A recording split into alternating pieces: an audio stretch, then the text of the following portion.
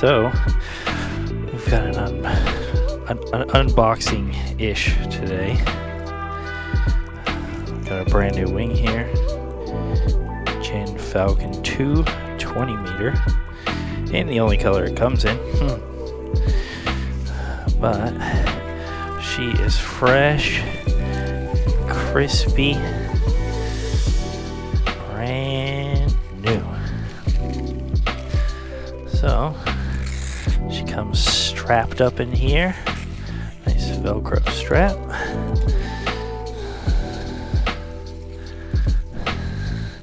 This is actually a demo wing, so before we even really get into very much, I'd like to extend my appreciation to Superfly and Christina Croce for getting this out to me, especially getting it out to me as quick as they did.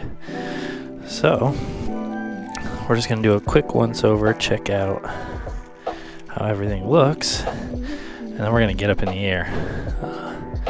Got about an hour till sunset, so see what we got. Yeah, you can see she is fresh. So we're gonna try not to litter. Keep all this stuff inside the bag. So let's take a look at these risers.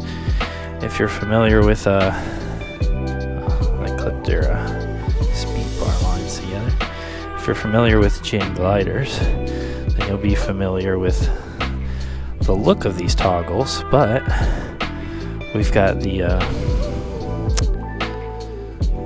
like the tip steering special toggles.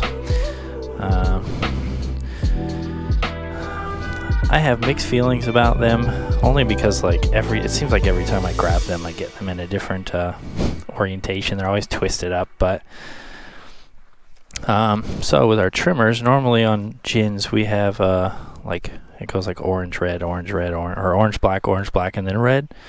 On this one, we've just got like some stitched lines. The one thing I do know about the old style trimmer tapes are kind of they wear out kind of quickly. I would prefer if this had some numbers on it though. Like we got 3 lines. I'm assuming white is neutral. I don't have a manual for this wing yet, so we're just going to go by the rules of the original Gin Falcon.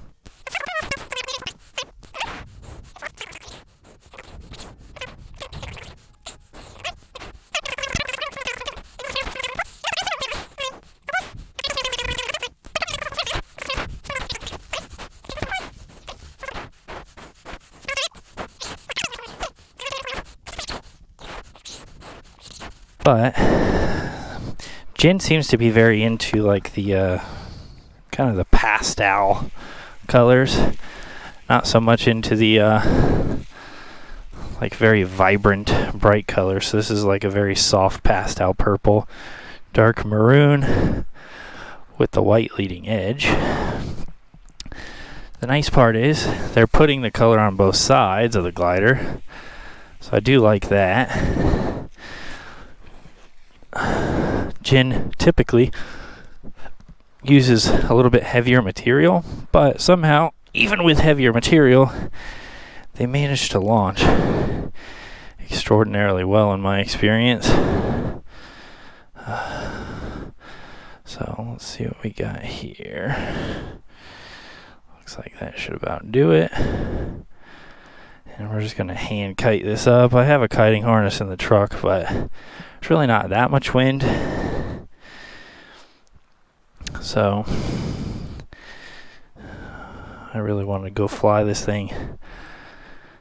So yeah, there's definitely not that much wind, but ooh, nice and easy she comes up. Let's see if we can get it to come up one more time. Get this, there we go. I mean, up in the air, I like I like the color a little more than I like it in pictures, but it's not my favorite. However, that's alright. You can always get this in a custom color if you wish. Obviously it's going to take slightly more time to get, but seems like she really wants to fly. Go figure, right? As soon as I look at the wind picked up right there. As soon as I come over here. Although I am gonna just try and horseshoe her a little bit more by teasing her.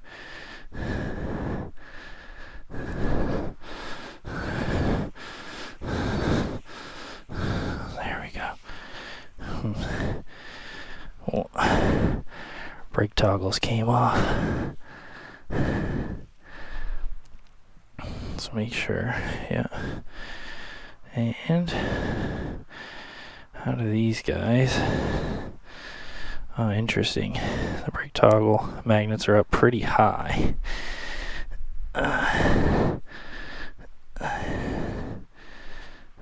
Try to make sure we don't have any of that twisted up. Yeah, like I said, that's the one downside I've found with the like dual connection point toggles, is that they tend to get twisted on you. So eventually you'll probably just like work out an exact way to stow them and grab them every time so it's consistent, but oh yeah. Alright, let me get the motor started warm and let's get in the air. Alright, so hopefully you can see there, you got these little cups for your brake toggles for the magnets. It doesn't have that like function where you have to pull it down in order to get it out. It'll come out in any direction, so don't have to worry about that. We're kind of like right in between forward and reverse right now, so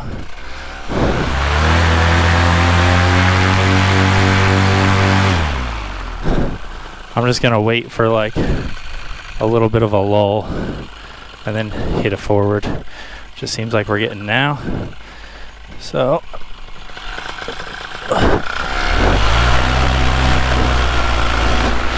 taxi's good. Easy launch.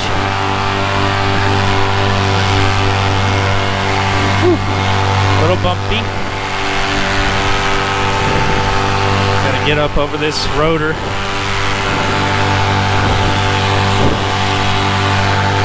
Normally I would hammer it right away, but see, look, this one twisted, this one twisted, and I think also pretty typical when I put the magnets in the trailer, they're stowed on, but they didn't stay that way. And on the brake toggle sticks to this thing, so hard to do with one hand. So quite a bit of slack in the brakes when you're fully trimmed in. Grab the switch my lock. Yeah, I don't know if you can see that. You actually got two different places you can put your brake toggle. Sure why. And some of them I've seen them like extra high and extra low depending on if you're trimmed in or trimmed out, but then we'll do some tests, get a feel for this thing. Alright, so there you go, that's 1,000 feet. Probably actually going to end up closer to 1,100, but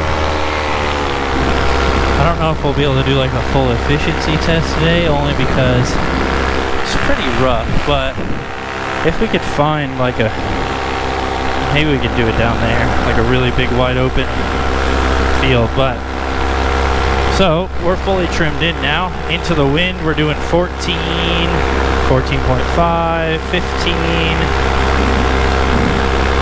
15.5, 16. We're actually still slightly climbing according to my watch. Yeah, I'm at 5,800, so that makes sense. So maybe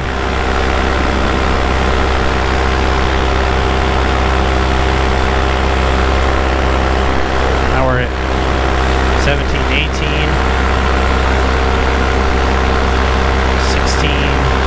I think I was getting turned like not fully into the wind there. That's why I was picking up some speed. Seems like we're holding altitude 5,700. Our vertical speed is 0, so it looks like we're kind of hanging right around 15. Let's see if we can weight shift to do a 180 here. Not bad. It's not like huge authority, but alright. Now let's see where we're at. Ooh. 45, 46, 47, 45,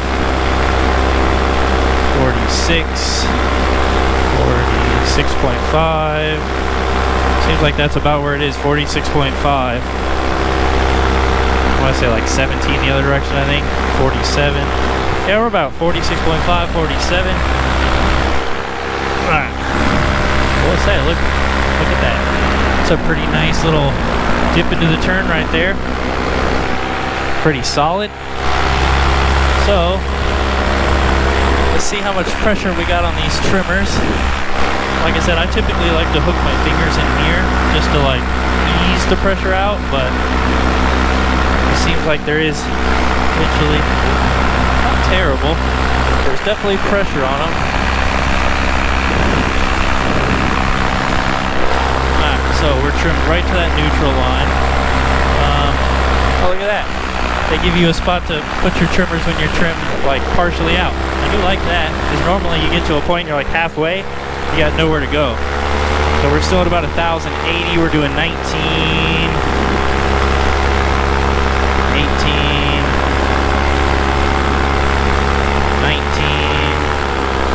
We did lose a little bit of altitude. As long as we hold steady. 18. Yep. It keeps going between like 18, 19. Now we're getting up to 20. I might go right in between that. 18.5. I gotta remember. Pointer towards the magnet. Still very light brake pressures and very reactive turn when trimmed to neutral.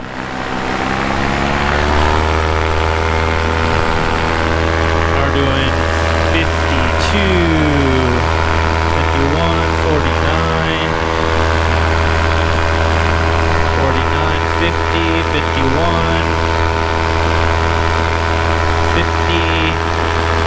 I think we might be at about 50. So let's turn back into the wind.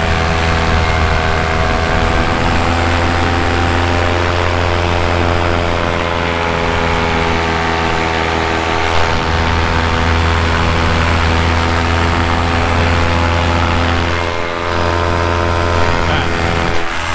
Let's trim all the way out. I can definitely feel an increase in speed.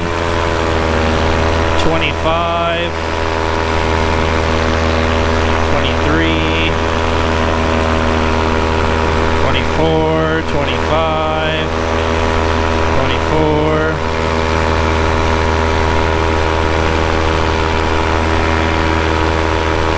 24, 25. I think we're going to be right about, we've settled up, yeah, right around 24. So technically we can still use brakes fully trimmed out, but we're going to use the tips here mostly. Still very reactive, that feels nice.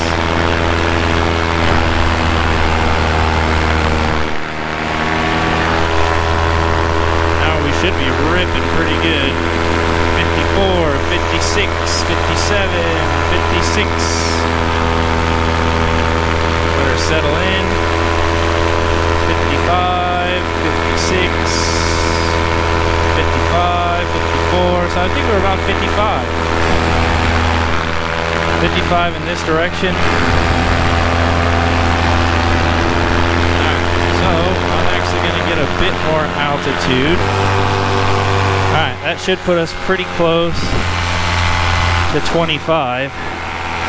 Now, I do believe this wing has power attack. I believe it does, although I don't know off the top of my head how it is activated. However, I didn't do anything with the power attack. Obviously, you saw me, I just pulled it out of the bag. So, we're gonna trim out first.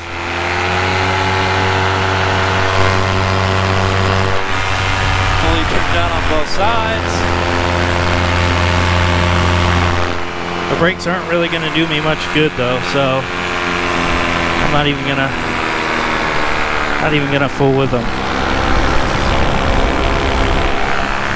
The question is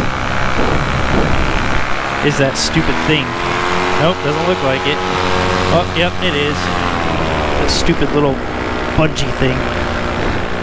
I have a solution for that, I just haven't implemented it yet, but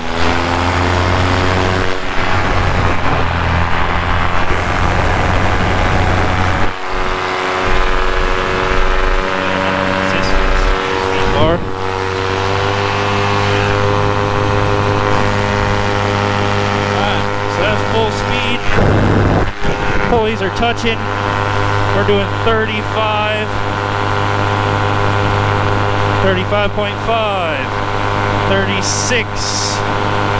I'm full throttle and I'm losing altitude, which I've never had a wing do that before.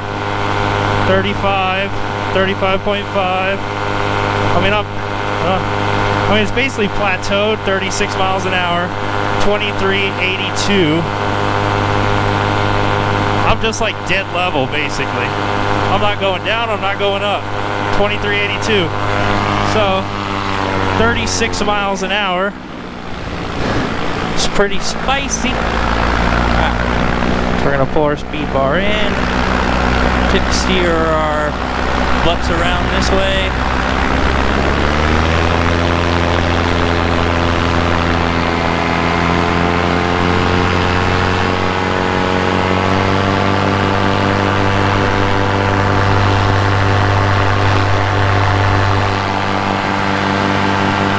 Alright.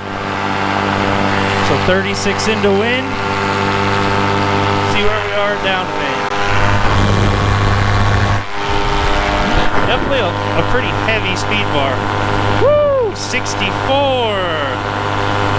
63.5. 63, 63.5. She's pretty fast. 63.5. It's like locked in. Locked in, 63.5. So this thing is fast. 50 miles an hour on a 20-meter wing. This thing is ripping fast. That's fantastic.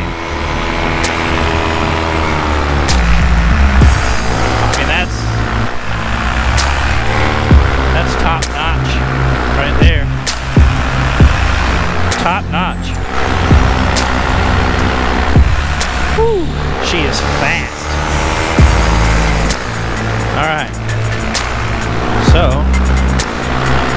we're still up at about 2,400 feet at the moment. So let's see how she feels with some turns. Woo!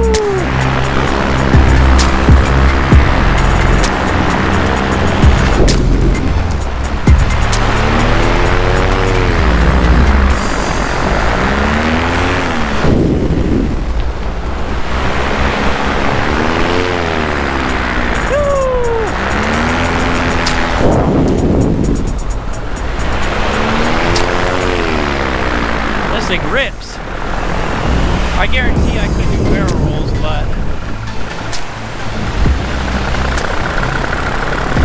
this thing rips for sure. I mean, like very light pressure to keep the wingtip below the horizon. Like honestly, this thing is a lot closer to the Gin carve than I thought it would be. This Falcon 2 is an absolute ripper. It's a rocket ship too.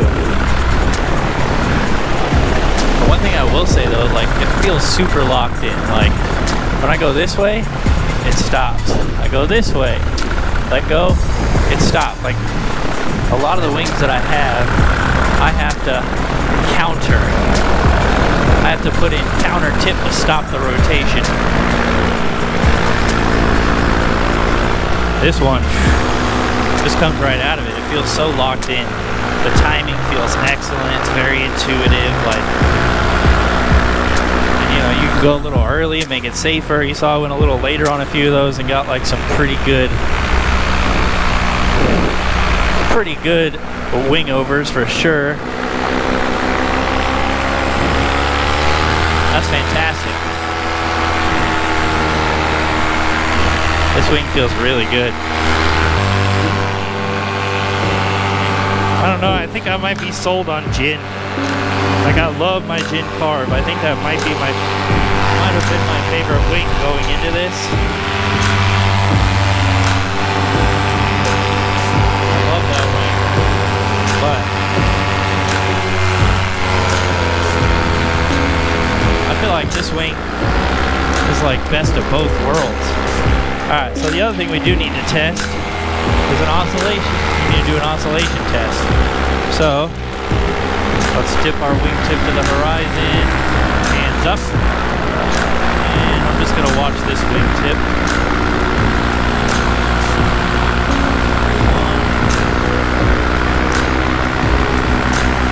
2, is dissipating. 3,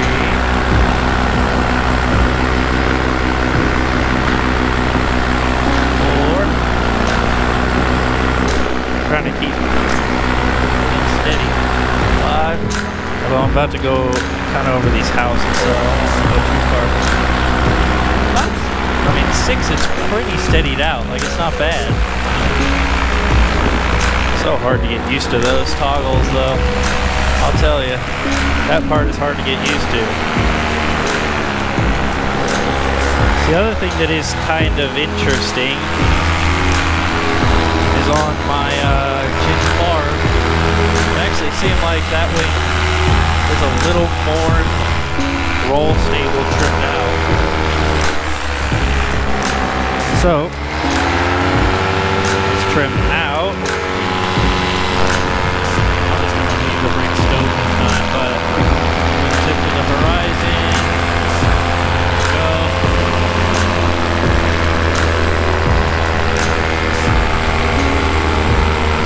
I think it's going to oscillate longer turned out.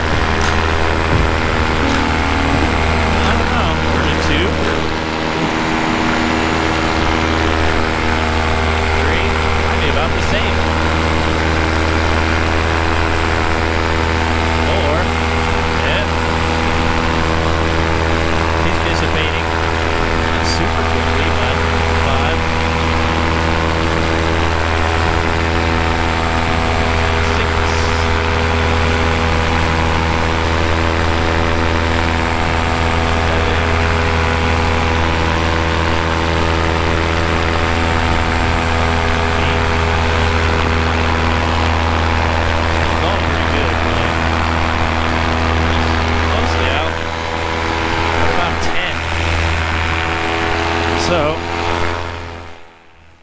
Alright, so real quick, I'm going to interject here with another video, just showing you the no-win launch characteristics of the wing.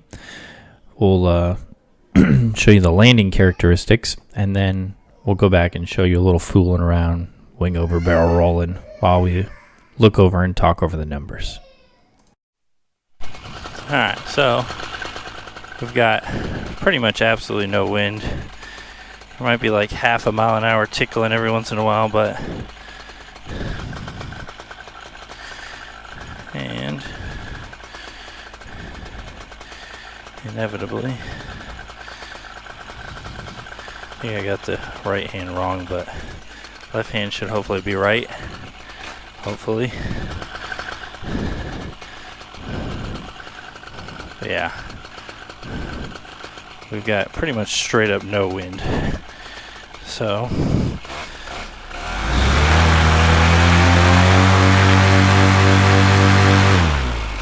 initially I want to try just a regular forward launch, no power forward, just hit it and see what happens. Hopefully that goes well, but we're gonna find out.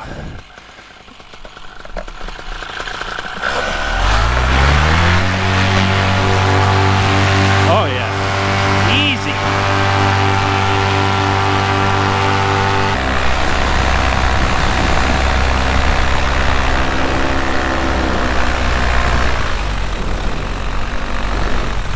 Ain't doing much.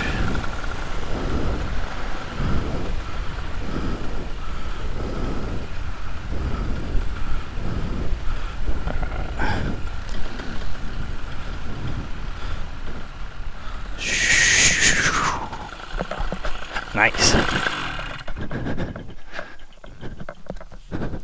Ooh. Yeah, look at that. There wasn't much wind at all. That thing came right at me. And I really need to get a little bumpy.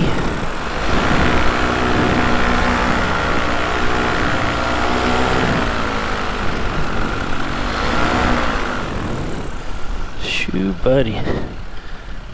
Coming in hot.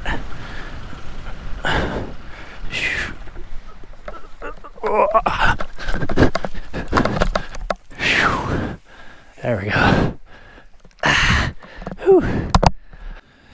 Alright, so as you can see there, no wind launch, super easy, comes up fast. If you don't like get on it quick, it can potentially have a tendency to overshoot a little bit maybe, but even with a slight overshoot, the wing never like depressurized, deflated, did anything weird. Like it just kind of got to that almost overshoot position, and then I started getting on the gas, and the landing is fast initially. Like the swoop in is pretty fast.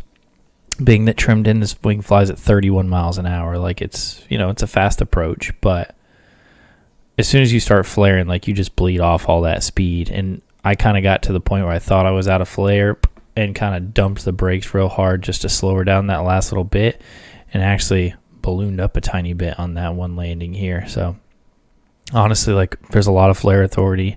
It's very predictable, very smooth, very easy launches and landings. So 10 out of 10 on that. See if we can rip some wing overs, and if it feels right, we'll throw it into a barrel roll maybe.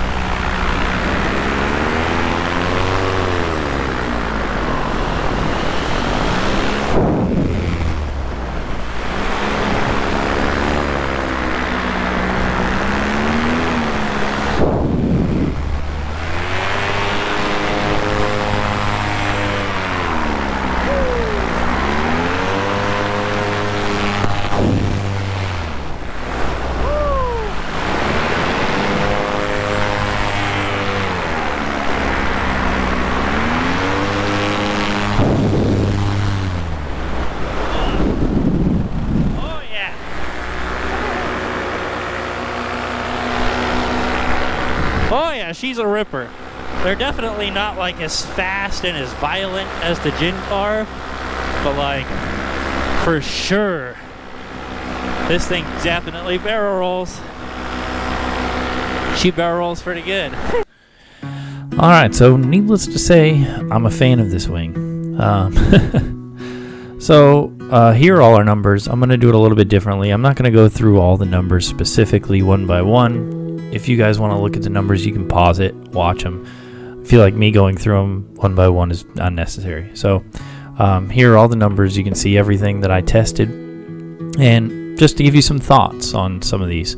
So looking at these numbers compared to a lot of the other wings that I've flown, brake pressures are very light, speed is very good. It's a very fast wing. Climb rate is pretty average for what I've found. Efficiency, so the wing is more efficient trimmed in than it is trimmed out. Like, there's generally somewhat of a curve, or like a slope that your RPM is going to follow based on your trims going out and how much speed you're gaining. But it seems like the Falcon 2, it becomes less and less efficient the more you trim it out or the more speed you get. This is the first wing that I've had that fully trims out, full speed bar. I was not gaining any altitude. Even on a 17 meter free ride, 18 meter warp, all those wings, I can generally gain altitude. The warp and the free ride were both doing around 50 miles an hour, 50 to 51, if I recall correctly, and I was gaining altitude with both those on full throttle. So that is something to be aware of, that you aren't quite as efficient on full speed bar as you might be on other wings. But realistically, when I'm on full speed bar, efficiency isn't really at the top of my mind. It's not the top of my priority list. I'm trying to go fast. So it does kind of make it easy. Like, if you don't want to gain or lose altitude, speed bar, full throttle, there you go. You're going to fly pretty flat.